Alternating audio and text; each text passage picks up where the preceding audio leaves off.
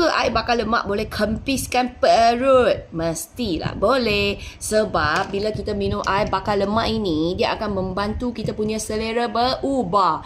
Terutamanya siapa yang suka makan manis. Kalau you selalu je craving manis, makanan manis, kuih muih, biscuit, kek-kek, cheesecake semua, lagi minuman-minuman yang manis, lepas you minum air bakar lemak ini, I bagi tahu korang, memang you akan rasa manis-manis tak sedap lagi. Ini pula sangat sedap. So imagine kalau korang tak ada selera nak makan manis, tak ada selera nak minum manis, you minum ini, macam mana ni nak gemuk perut buncit? Tak jadi.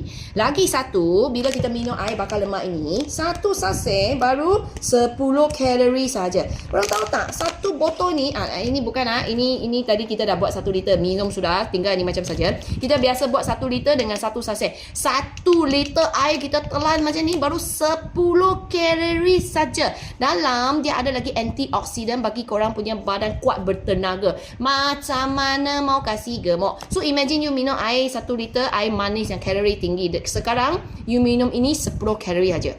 So kurus kempis perut lah. Lagi satu, tadi kata kan dalam dia ada antioksidan tinggi. So selepas you minum, you akan rasa badan korang start bertenaga, senang nak berpeluh semua. Rasa macam nak gerakkan you punya badan. Lepas tu you punya aktiviti harian dah semakin banyak sebab badan korang dah kurang sakit, kurang penat. Lagi tambah burn fat lagi, tambah bakar lemak lagi, tambah bakar kalori lagi. So macam mana you punya badan mau kasih besar lagi, mau perut buncit lagi? So korang, ramai kawan-kawan sudah berjaya melalui minuman air bakar lemak ini. Lagi bagus kalau korang boleh tambah sikit senaman water mamit, lagi berkesan. So siapa yang kat sini betul-betul ini kali tahun 2026 mau kurus, mau cantik, mau kempis perut, mau awet muda, badan tak mau sakit-sakit lagi, penat-penat lagi, cubalah korang minum air bakar lemak ini. Cara bancuh minum water mamit letak kat sini, korang cuba ini cara. Sebab ini cara sangat mesra, sangat berkesan. Lagi, dalam tak ada pemanis, tak ada gula, tak ada sebarang tambahan kimia. So rasa dia bukan manis-manis punya, rasa dia pahit-pahit manja.